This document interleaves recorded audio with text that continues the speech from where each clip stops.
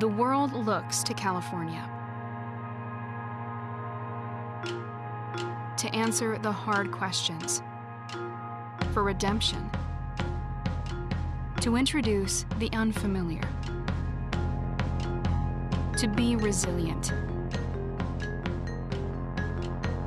Because California bounces back, holds us accountable, values who we are, remains vigilant, defies those in our way, and stands for community. Here on the West Coast, we're at the center of it all.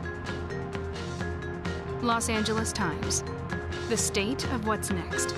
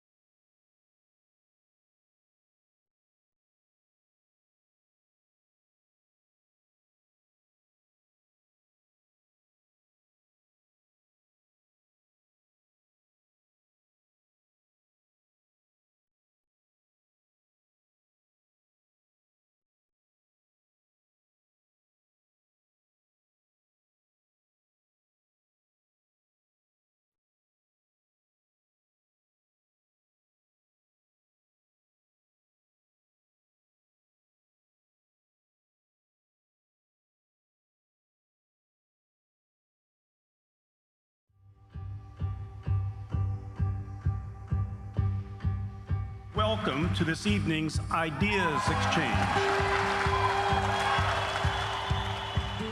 When these conditions arise, we arise too. And I think that sometimes limitation is good for artistry and good for creativity. You're at a situation where you're like, well, is it worth it? You cannot be an effective leader if you shortchange yourself. I love asking why. That is my favorite question to ask, is just the why. Take that passion and do something great with it. Save the world.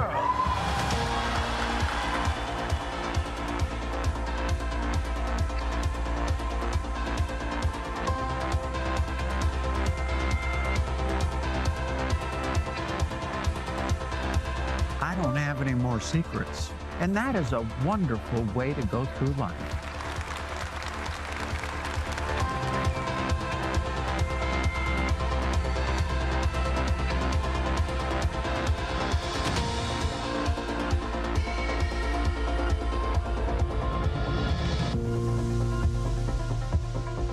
Thank you all for watching this story, video, post, whatever this is. Thank you so much. Bye.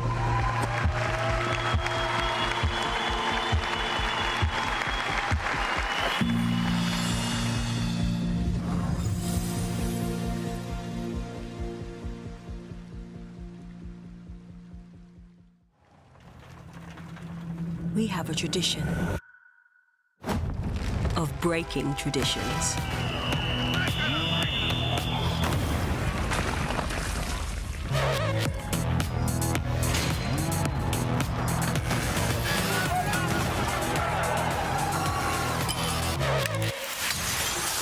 Now that's how we push things forward.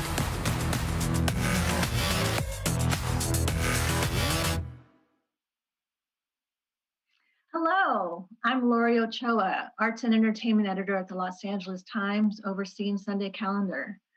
Thank you all for tuning into this Ideas Exchange, the LA Times series where we invite newsmakers and creative thinkers to join lively conversations that expand our knowledge, challenge our assumptions, and leave us better informed about the issues defining our time. Our guest tonight is best-selling author and activist Isabel Allende. Since 1982, with her first novel, The House of the Spirits, she's been challenging assumptions and expanding our knowledge with passionate, powerful writing that in 2014 led to her receiving the Presidential Medal of Freedom from President Barack Obama. On March 12th, HBO Max begins airing a 3-part limited series, Isabel, the intimate story of Isabel Allende. And today, she's here to discuss her new memoir, The Soul of a Woman. Before we welcome Isabel, I want to remind viewers that The Soul of a Woman is available for purchase with a signed book plate from the great Skylight Bookstore, and Spanish translation copies are available as well upon request. It's my pleasure to welcome Isabel Allende. Thank you for having me. It's my pleasure, really. Oh, I'm so excited. By the way, let me make a note. The book in Spanish is not, it doesn't have the same title. In Spanish, it is called Mujeres del Alma Mía. So it's a little different. Thank you for letting us know. Isabel, one of the things I most admire about your writing is how you've found so many different ways to tell the story of your life. I mean, in your first novel, The House of the Spirits, you started writing as a letter of sorts to your grandfather, recounting the death, and then you were recounting the death of your daughter Paula, which also started as a kind of letter. And then this latest memoir, with its emphasis on feminism and womanhood, it seems like for you, it's not a matter of fiction or nonfiction for you. Will you take us through your approach to how the form for each of your books takes shape? I have written books from different perspectives, different genres, different narrative voices. I have written historical novels, literary novels, young adult novels, even a thriller. The only thing I haven't written is a romance novel, and I wish I could do that. And in this case, this book started, really, it wasn't my idea. I gave a speech in Mexico City at a women's conference, and it went viral. And my editors in Spain wanted to publish it like a booklet, and I read it, and it was totally stale. I said, this doesn't work anymore, because in a few months, everything had happened, the Me Too movement, Black Lives Matter, women protesting in the streets, so much going on, plus the election. And I said, no, and the pandemic, I have to think about this. And then I started thinking about my own trajectory and my life as a woman and a feminist since I can remember. It didn't have a name then, but the rage at the unfair situation of women was there when I was a toddler. And so I decided to write a sort of conversation. I didn't want it to be a manifesto. I didn't want it to be a self-help book or the history of feminism, because other people are much better qualified than me to do that. I could only tell my own personal experience, and that's what the book is. Right. You say right in the first line, it's a killer first line that you say that when I say I was a feminist in kindergarten, even before the concept was known in my family, I'm not exaggerating. So, and one thing I love about the opening is that it shows the skills of the fiction writer in it. I mean, you describe your grandmother's house as a monstrosity of cement with high ceilings, drafts, walls darkened by kerosene heater soot. I mean, it's just so vivid. And you talk about the family of semi-wild cats that reproduced uncontrollably behind the refrigerator. I mean, you just draw us in with your power of description. But then you get into something about that gives us insight about how you think about the female protagonists in your novels, which you say are passionate because they're the people who interest you, and you want characters capable of committing obsessive, dangerous actions.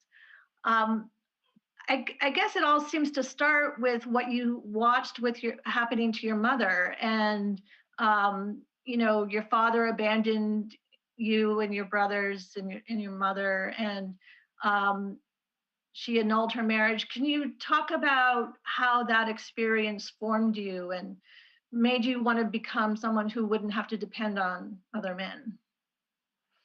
My father abandoned the family when I wasn't even 3 years old yet. And my little brother had not been born. So my mother gave birth already alone because my father had left. And after my little brother was born, we were living in Peru at the time because my father was a diplomat. We went back to Chile to live in my grandfather's house. My mother was a señorita of the time, raised to be somebody's wife and somebody's mother. She depended on her father first and supposedly her husband after. But now she was a single woman with 3 babies and no skills for work, and a time and in a place and in a social class where she was stuck. There was not much life ahead for her. Plus the fact that she had separated from her husband and annulled the marriage, which was the only way out because there was no divorce in Chile until 2004. My mother was watched closely. She had to take very good care of her reputation. So my mother didn't have freedom, didn't have income, didn't have her own resources, didn't have any capacity to make a living. And she had 3 kids that she had had in 4 years of marriage. So she didn't have control over her fertility either. And of course, I couldn't articulate any of this when I was a child, but I could see that my mother was in a very disadvantaged position. She was very vulnerable. And the men in the family, my grandfather and my bachelor uncles that lived in the house, had cars, salary, freedom, money. They made all the decisions. They didn't have to tell anybody what they wanted to do. While my mother was very dependent, and the only way that she could get any attention was by being sick. So she was sick all the time. I grew up with the idea and with something that I heard my grandfather say 1,000 times. My grandfather said, "He who pays the bills gives the orders." So I realized very early on that my mother's dependency was mostly financial, that because my mother couldn't pay her way, she couldn't have the freedom that I wanted for her, and probably she wanted for herself too. And that was a theme in my life, to the point that as soon as I graduated from high school, instead of going to university or something, I immediately started working because I needed to pay my way. Because I realized what feminism was all about, and there is no feminism if you are dependent. So that's how it started, with my mom. And my mom was scared for me. She thought that I was walking on a minefield, that I was going to get a lot of aggression. Feminism was such a new thing and so controversial at the time. So she was scared for me. It took years, decades, I would say, for us to be able to talk about this with her being more relaxed and feeling that she didn't have to defend her position, because she also felt judged by me, in the sense that she felt that because she couldn't do all the things I had done, I judged her harshly, which was not true. I totally understood always that my mother belonged to another generation. If my mother would have been born in my time, she would have been a powerful force. But at the time she was born, there wasn't much that a woman could do. And she was a painter. She wanted to be an artist, but didn't feel that she could let that talent be nurtured. Women of that generation, and I would say my generation as well, needed to have a lot of self-confidence, be supported, and have such a powerful talent that you couldn't ignore it. And there were a few female painters and artists in Chile that were extraordinary, very few. Most of them were men. In the case of literature, I belong to the first generation that grew up reading the boom of Latin American literature, all men. There was not one female voice in the boom. So that gives you an idea of how little role models we had. In my mother's generation, even less. And we had to sort of invent our role models and make our way in this sort of male jungle. My mother had talent for painting, but not enough talent to defend it against everything. She was always considered, in the family and then later with my stepfather, that my mother did little paintings. I have my house full of my mother's paintings and a garage full of her paintings because I wanted her to paint, so I collected her stuff. And she would have been great if she had studied, if she had had self-confidence and a little support. Now, you started in journalism and at a feminist magazine. Tell me, how did you find this, magazine to work for, and tell me about your journalism before you became a novelist.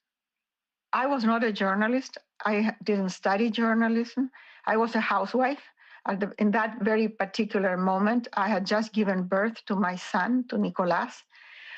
He had been born a week before, and then one day somebody knocked at the door, and it was this beautiful, gorgeous young woman who said that she was going to found a magazine that would be a feminine magazine with a feminist slant. I didn't know exactly what she meant. And she said, I want you to work with me. And I said, why me? And she said, because I read some letters that you wrote to your mother. It seems that her name was Delia Vergara. She had been in Geneva at the time when my mother was there, and my mother showed her some of my letters. And she thought that I could write humor in the magazine. And so she hired me for that. So I started with the first issue of the magazine in 1967. I think it was May. And I still remember the cover of the magazine.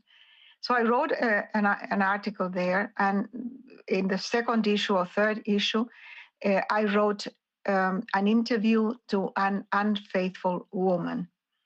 Now, that hit a chord because men were allowed to be unfaithful, but women were not. I mean, of course, women have been as unfaithful as men. Otherwise, look at the math. With whom are they sleeping if it's not with other women that are sleeping with them, who are also unfaithful? But you couldn't talk about this in Chile at the time. So I wrote this interview, and they hired me immediately as a part of the staff in the magazine. And I worked there 6 years that were extraordinary years because the magazine changed the culture. We challenged all the taboos. We talked about all the stuff that women had been talking in their kitchens forever, and nothing of that had been published, ever. So we felt that we had a knife between our teeth, and we were really shaking the society. And I think we did. We were not even 30 years old. We were so young and so, I would say, innocent in a way, because we didn't think about consequences. We didn't care. We were not afraid. It was a wonderful time. And then one day, on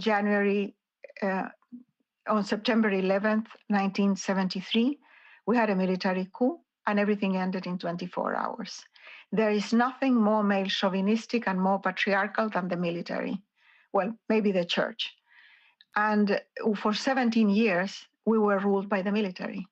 So forget feminism. Although the feminist movements in Chile remained working and remained very active, and as soon as it was possible, as soon as there was enough air to breathe, they emerged again with incredible force. You call yourself sometimes an activist, and I think your experience in Chile, seeing that how quickly things could change, like you said, just in a matter of hours. And your last novel, you talked about you said it in the time when the fighting Franco, and how fascism took over Spain. And we've just seen, in this country with January 6th, the threats to this country. Talk about what you've seen in countries that, we assume things can't go a certain way. I think you mentioned that there have been people who didn't believe around you, who didn't believe that things would change as much as they did, that democracy would prevail when it didn't. What have you seen this year in this country, and how do you relate it to what you've seen in other countries at home? In Europe, well, I write historical novels, so I keep studying history. And history repeats itself, unfortunately, because we forget. Oblivion sort of erases the past, and we commit again the same mistakes. In Europe, the most civilized countries like Italy and Germany became fascist. And fascism was like an illness that spread all over, like a burning fire. And also in Spain. Spain was almost a feudal country when there was the left, the socialists, the communists, the anarchists won an election. And immediately the right and the church reacted. And 3 years later, after a horrible civil war in which many, many people died and atrocities were committed on both sides, Franco won. And Franco ruled Spain in a fascist way for 40 years. Some of those people who escaped, the refugees who escaped from Franco, 2,000 of them came to Chile. And my book, Long Petal of the Sea, is the story of those people, of a couple among those people. And then they had to live again exactly the same thing.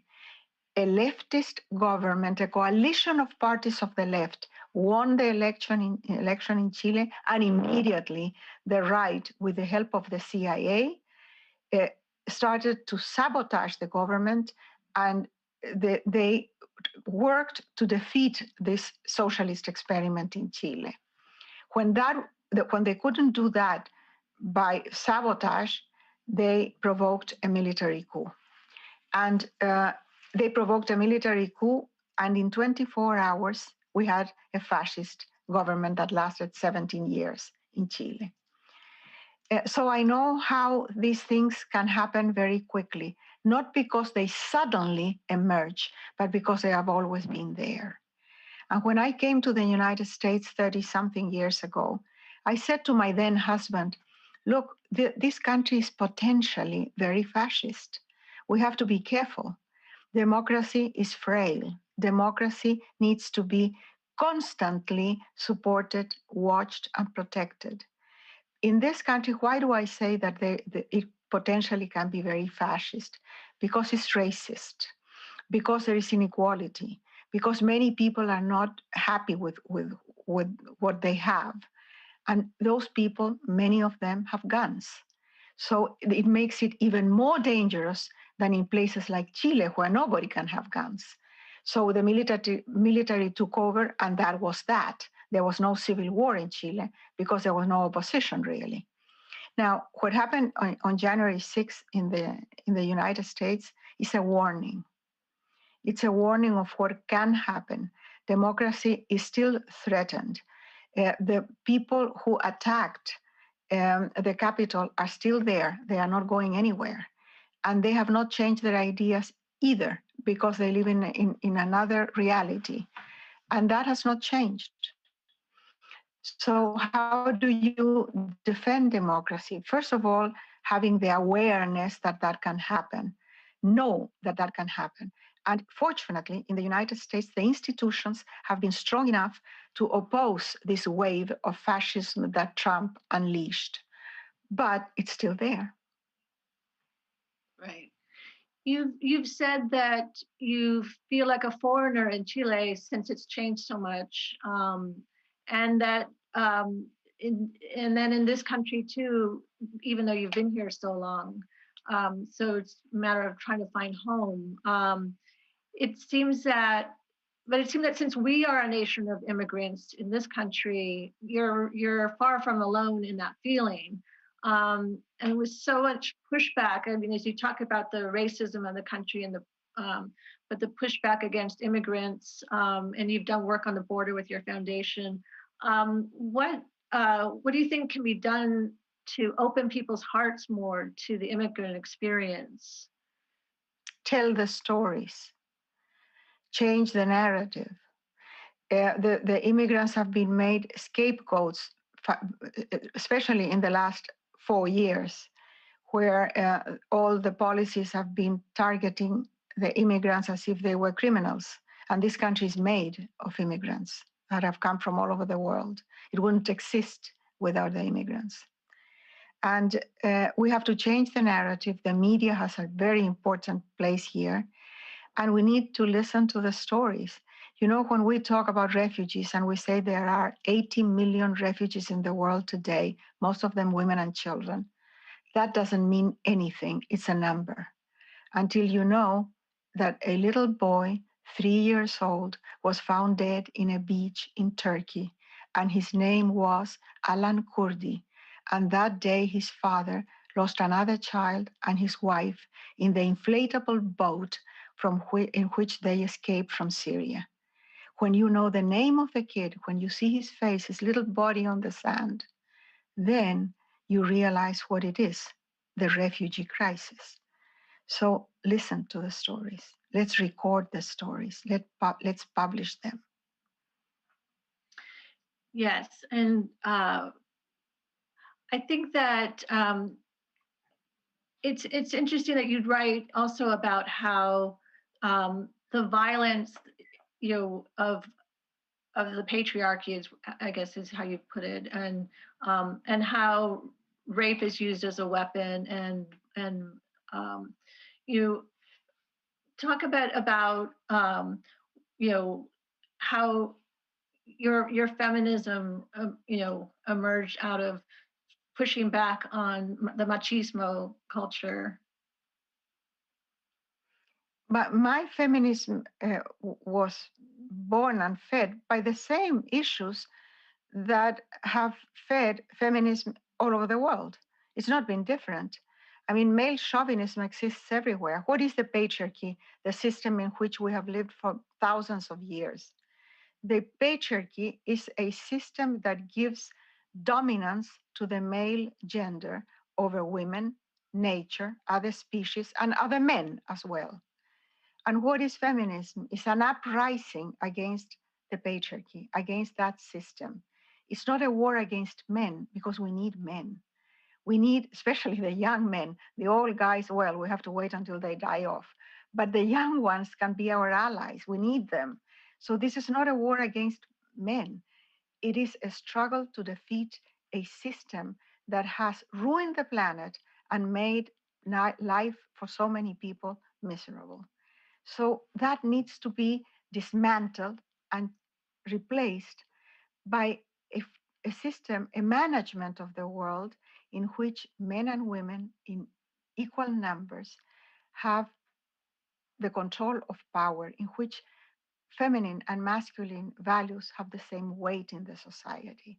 And then things will change, and they will change for the better, because the curve of evolution is toward a better life, not a worse life.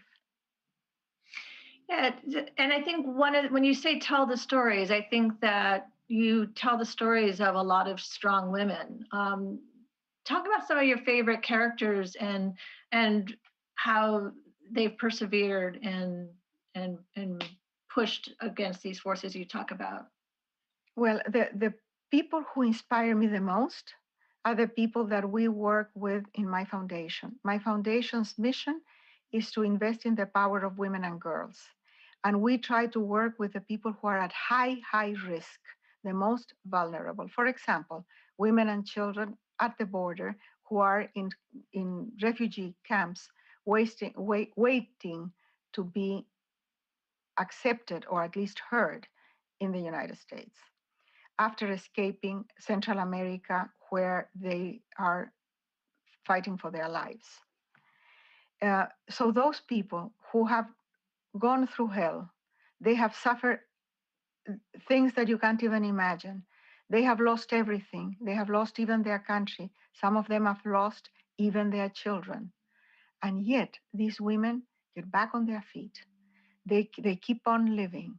They cry a lot, but they also dance and sing. And they have solidarity with each other. They take care of the kids. So those people are my heroes. But I have also heroes that I can identify by name. For example, and I mentioned her in the book, Olga Murray. Olga Murray is a 96 young woman in tennis shoes who has been working in Nepal for almost 30 years and has saved thousands of children from domestic bondage, has created orphanages, houses where the kids have schooling and food and love. She's called Mama by thousands of kids in Nepal. And when she comes to Kathmandu, the airport there's a mob in the airport of kids with flowers and balloons because they're waiting for their mama. That woman who has this incredible energy and enthusiasm, and her little blue eyes are shining with passion for her work and the purpose that she has in life. She's my hero. I want to be her when I grow up.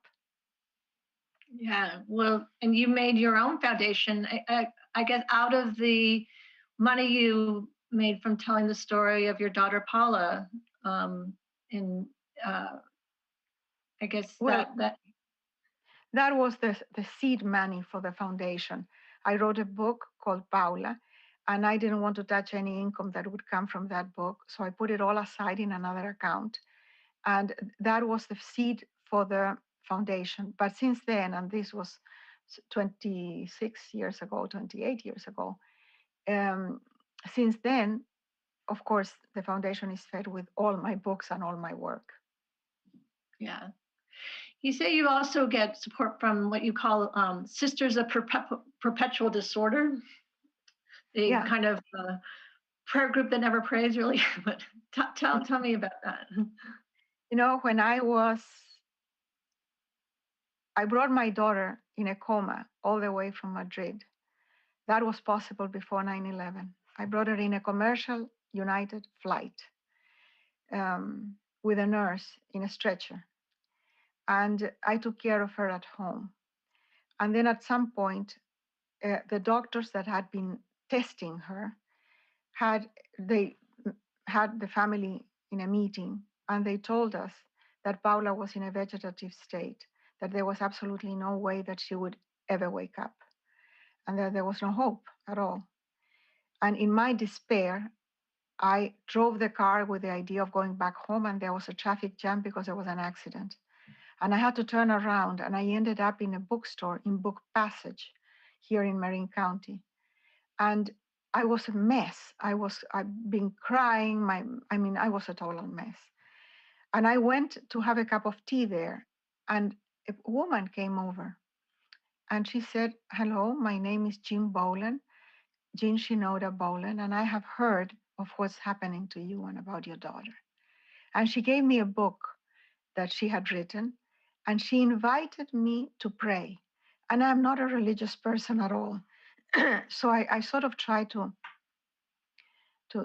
say thank you and just get out. But she insisted. And I discovered that there were 6 women that would get together regularly, often, to share their lives. And they came from different backgrounds: Jewish, Christian, Buddhist, some were agnostic, and like myself, people who didn't have any religion. And they got together, and they were this sisterhood. And they invited me to be part of the sisterhood. This was 28 years ago. And they have changed my life. We meet regularly. We're all the time in touch via Zoom or email or the phone. And we meet to share our lives and to send good energy to those people whom we think need it. So that's my prayer group.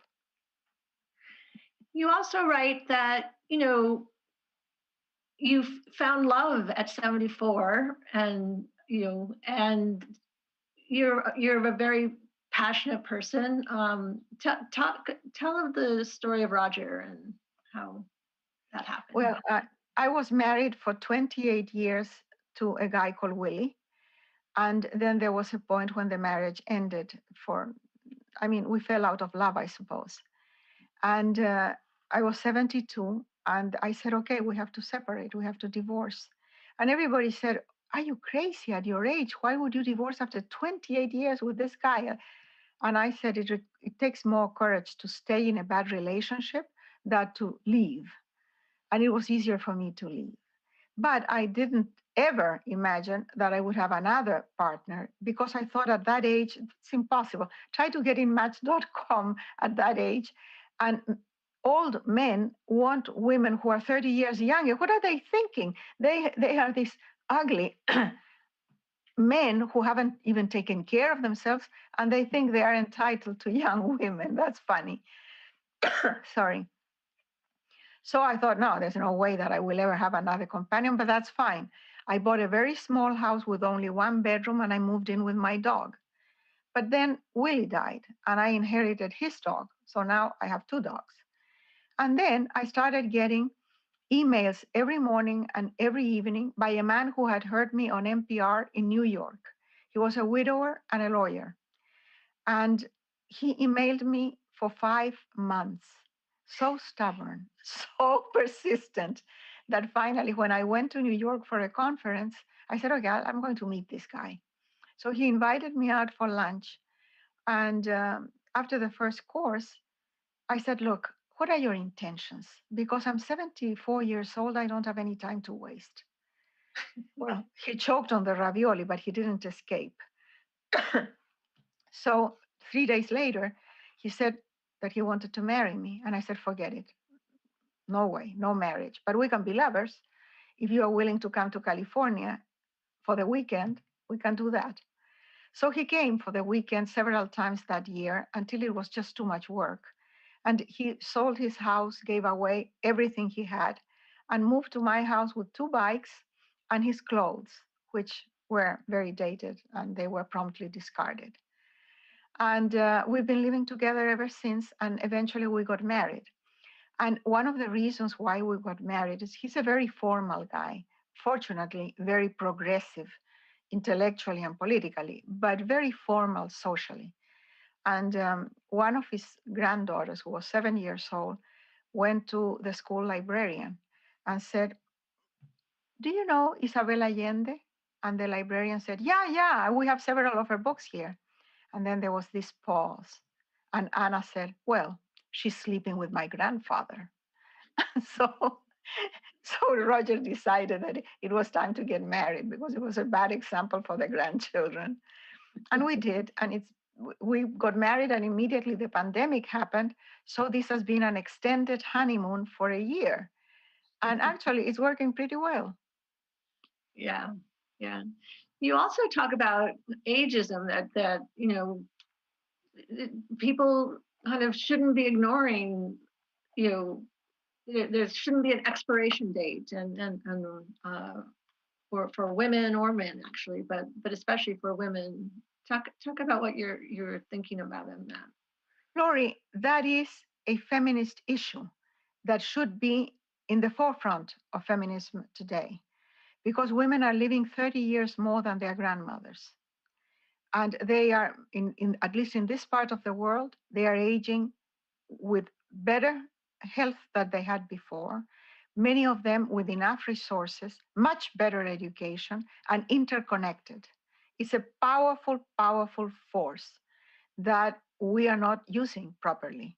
And we are discarding and making that force invisible when it should be part of the movement. Women that age don't have to take care of children, and they already took care of the parents. So now they are free to invest their time and all their energy in creating a better world. Those are the good witches that we need. And I talk about that, about aging, a lot in this book, not only because of my own experience, but because I see the potential, or what we can do with these feisty grandmothers.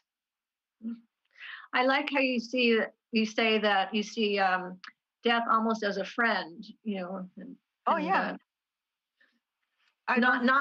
the guy with the Sith, but a much more. It's a lady. It's a kind lady that comes to take us when it's time. And I imagine her smelling of gardenias and a mature woman who will take us by the hand and say, "Okay, we go to another world now." But you've got a lot of writing going on still, it seems like. Talk about the January 8th date, the day you often start your books, and what did you do this January 8th? Well, last January 8th, the pandemic had not hit yet, but I was on a book tour. But even on a book tour, I saved the day. And that day, I always have to start something because of superstition and discipline also. And so I started this book on women that we are talking about now, and a novel. I started both things. And I finished this book in a short time because it was a memoir and I knew exactly what I was going to write about. And then I wrote, in the rest of the year, I wrote a novel, and I ended the novel in December. So now it's in the hands of my translators. And my books are translated to 42 languages, so that takes a while. And on January 8th this year, I started another novel. I always need to have a project. I think I would drive everybody nuts if I didn't have something really that kept me busy all the time. My family loves me when I'm locked in this attic here writing. They don't want me around. I'm not sure about that. But, later, I guess next week, coming up, or March 12th, HBO Max is going to be airing this 3-part limited series about your life. It was made in Chile. Have you seen it? And yeah, it was made by Mega Media in Chile, and I'm a public figure, so they don't even have to ask permission.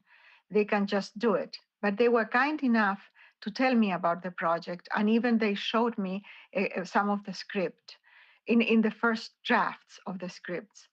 And the only thing that I asked is that they be respectful to the people who are also in the movie and they have private lives. They can say anything they want about me because I am totally exposed. I have no secrets. Everything is out there in my memoirs. So I'm okay. But I don't want to betray the confidence of my former husband, of my children, Paula's husband, people who are also in the movie.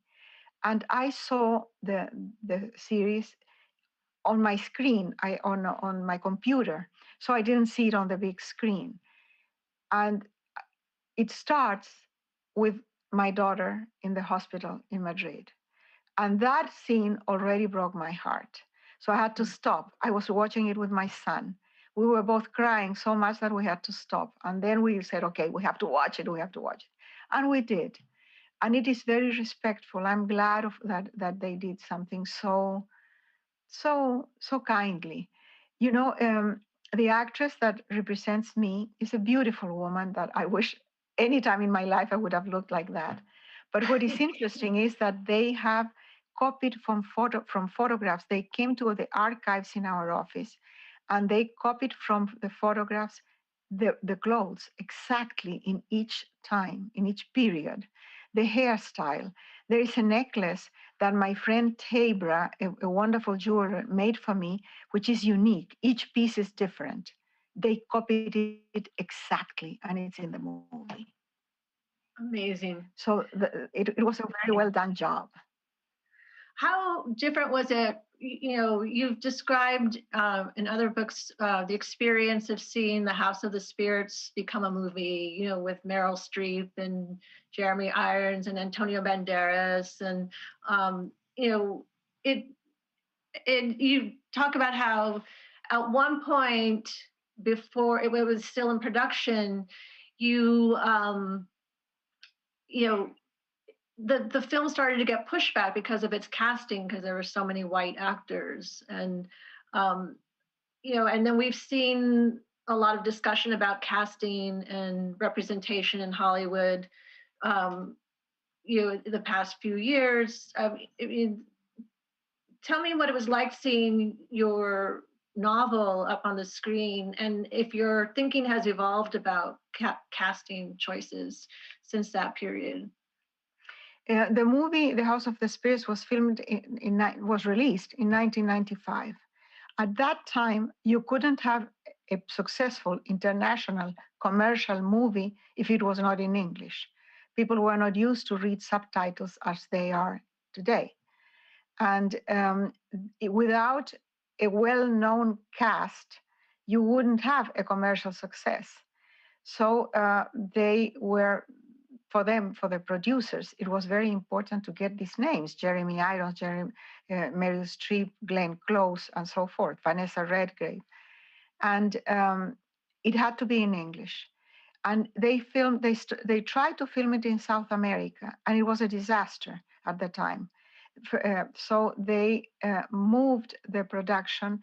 The exteriors were filmed in Portugal and the interiors in Denmark, in a studio.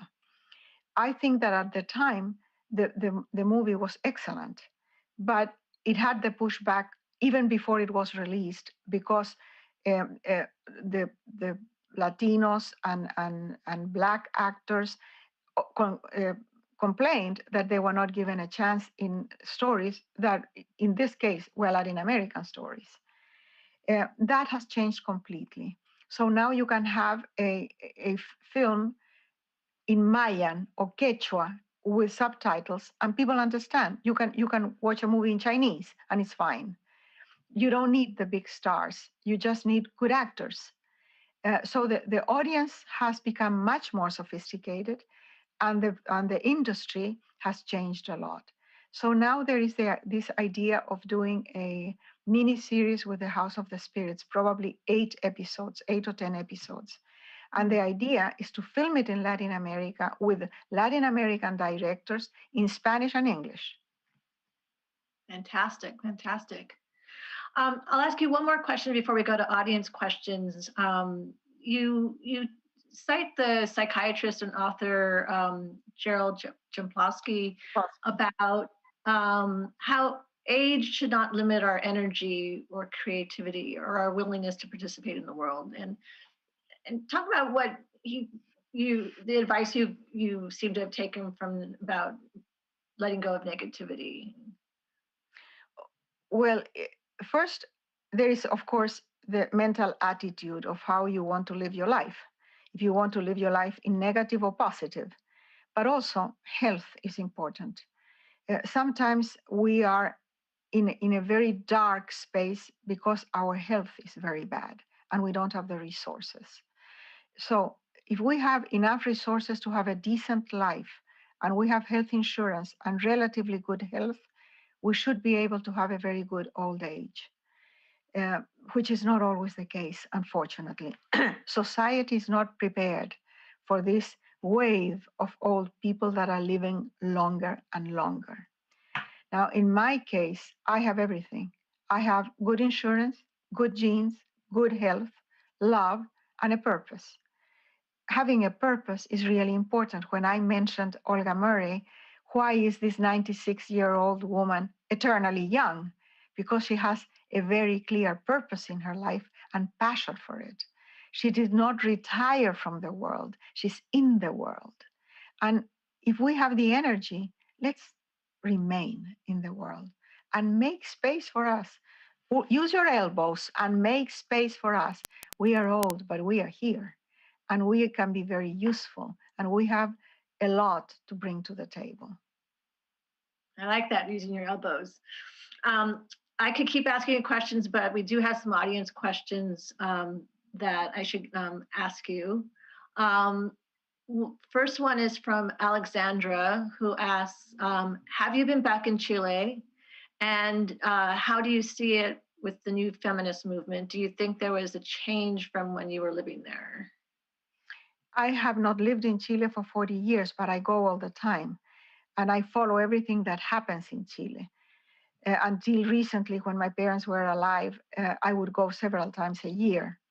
And my mother would write to me every day. And to the very end of her life, my mother was totally lucid, and she kept me informed of the details of daily life, the politics, football, everything. In Chile, the feminist movements have always been strong. They were terribly censored by the dictatorship, of course, but they've always been there. And they've been fighting for decades. For example, for abortion, to depenalize abortion. And finally, they were able to pass a law a couple of years ago in which it is allowed in certain instances. Now that needs to be extended. They fought like crazy for divorce. There was no divorce in Chile until 2004, as I said. So the feminist movement have done a lot. And they are now invigorated by a wave of young women. That song of Las Tesis, The Rapist Is You, was translated to every language in the world, went viral. It was danced and sang in the streets in every city. And those are 4 young women in Chile who have been sued by the police, by the way, because the police felt insulted by the lyrics of the... Yeah, they felt insulted. It fit very well, didn't it? Yeah. And so I'm proud of what the women are doing, and my foundation supports several of the groups in Chile. Fantastic. Hillary asks, have you ever revisited your past work and been struck by something you wrote years ago? No. Why would I read my own stuff? No. Because it's good. There is so much to read in the world, so many wonderful other books that I can read. No, I've never read any of my own stuff, except when I'm asked by a translator to clarify a paragraph. So they tell me in that page, what do you mean by that? Then I have to read that piece, but the whole book, no. Now, but you must have you had bad translations or ever? I don't know, because I can't read the languages. So I can only read French and English, and I think the translations usually, in those cases, improve the book. But other languages, how can I know? Yeah. I got a question from my Croatian publisher yesterday. And and I thought, Croatian, I can't even, if I get the book, I will not know if it's mine or not. I can't even read the alphabet. Yeah. Amazing. Okay, another audience question from Susan. Says, she asks, is there a book that inspired you in the 1960s? In the 1960s, I think it was a book by Germaine Greer called The Female Eunuch. In the late 60s, that was the first feminist book I read, because I had read Simone de Beauvoir before, but it's a very pessimistic view of aging and of feminism and of being a woman. But Germaine Greer, this English writer, presented feminism with humor, with intelligence, with spunk, and in an articulate language that I could relate to. And that book was very inspiring. That really gave me a language to be a journalist, a feminist journalist. Yeah, I mean, it seems like humor is one of your tools that you use to make your points often in your writing. Laurie, it's a tool for life. How can you be a woman and not have a sense of humor? You have to make fun of men to begin with. Definitely. Okay, another audience question from Liliana, who asks, what has been your most defining moment as a Latina and artist? And what do you think of the term Latinx or Latinx? It doesn't matter what you call us, Latina, Latino, Latinx, it doesn't matter. We know who we are, and it's important for people to identify us. Let's not be so picky about the terms.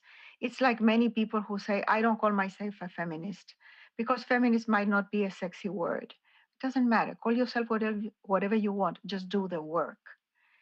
And what was the other part of the question? What has been your most defining moment as a writer? No doubt. I know exactly the moment when I got a paperback, a brown paperback that my stepfather gave me and said, take this. And I opened it, and inside was the first edition of The House of the Spirits that had been published in Spain, and through a diplomatic courier, he got the first copy and brought it to Venezuela, where we were living, and he gave me the surprise of the book. Let me tell you, I have written so many books in so many editions, in many languages, and nothing compares to the thrill of that first book. I still have it, wrapped in silk and signed by all the people who participated in the movie, and by the actors that participate in a play that was done in London with the House of the Spirits. And of course, the dedication from my stepfather. Wow. And the book, you've written how that the success of that book was considered a surprise for people, because you mentioned earlier, how so many of the big Latino boom was male authors, and it shouldn't have been a surprise, but it was. I was so lucky, because the book was published in September of 1982 in Spain, and in October is the Frankfurt Fair. And my agent, Carmen Balcells, took the novel to the Frankfurt Fair, and it became the hit in the fair. And every publisher in every language wanted the book. So it went, as we would say today, went viral, no? And I was living in Venezuela, and I had no idea what was going on until a year later, when I started getting my first contracts and checks. But that was much later. By then, I was halfway through the second book. So it was a surprise for everybody, I think even for my agent, the fact that the book was so well received. Many things coincided. I think it was, first, the boom had created the space for Latin American literature. Maybe people were missing a feminine voice, the fact that it was all male. Then my name, I was called Allende, right at a time when what had happened in Chile with the military coup was still in the news. I mean, people were still concerned about what had happened in Chile and about the dictatorship. So that was an asset, probably. And I think that the fact that it was a first novel by a completely unknown person, that also was a curiosity in a way. And you mentioned it was you write in this book about your agent who was a woman, and it makes me think about how important representation is in the room where it happens, or where decisions are made. Absolutely, absolutely. I get all the time readers, aspiring writers asking me, what should I do? And I always tell them, try to get a good agent, because you need someone to be your advocate. The book industry is very complicated, and each editor receives thousands of manuscripts that most of them end under the table because there's no time to read them all, unless it's pushed by someone who believes in the book. So that's why you need an agent. Of course, I didn't know any of that when I wrote The House of the Spirits. I had no idea how the book industry operated. I had never read a book review in my life. Most people never have. Never taken a class or participate in a workshop, never written anything except in journalism. So thanks to my agent, the book was pushed in the Frankfurt Fair. And I owe her everything. She believed in me, believed first in the book, and then she believed in me. She invested in me. And she's told me something that first time we met. She said, you will have to do double the effort than any man to get half the recognition. But don't worry, you can do it. And you did. Here's one more question from an audience member. Rebecca asks, which feminist ideal was hardest for you to embrace? What do you wish for your granddaughter in that regard? It isn't an ideal which was hard to embrace. I have embraced all the ideas, sometimes not the actions. I never liked the idea of presenting the movement as a war against men and portraying feminists as men haters, because I think that damaged the work. It wasn't productive. It wasn't wise in any way. And also, it wasn't very realistic, because many men are also victims of the patriarchy, and those men are our allies. Young people today, for example, the Me Too movement or Black Lives Matter, have incorporated everybody. Everybody's welcome. Young men, gay men, LGBT, old men who have an open heart, everybody's welcome. We all need to do the work together, because we can all together dream of a better world, a different world, a new normalcy, a sustainable planet. And we can do it together. Women alone are not going to do it. Men have already screwed up everything. We need to clean up the place, but we will create the new reality with them. Well, I'll tell you that my son, when he saw me reading a lot of your books, came down from his bedroom and handed me your book, City of Beasts, and said, don't forget this one, to read this one. How old is he? He's in high school now, but it's a book he had for a while, and he, so he's a fan as well. And look, tell him that they are going to make a movie with the City of the Beast.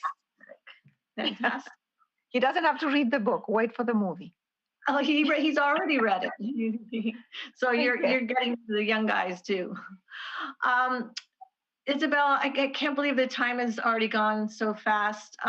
Thank you so much for this evening. I could keep talking to you I have so many more questions, but we have to go. But before we sign off, I want to remind viewers that you can purchase a copy of The Soul of a Woman with a signed book plate from Skylight Bookstore. Thank you, Isabel. Thank you, everyone. Thank you very much, Laurie. It was a pleasure. Thanks. Wonderful.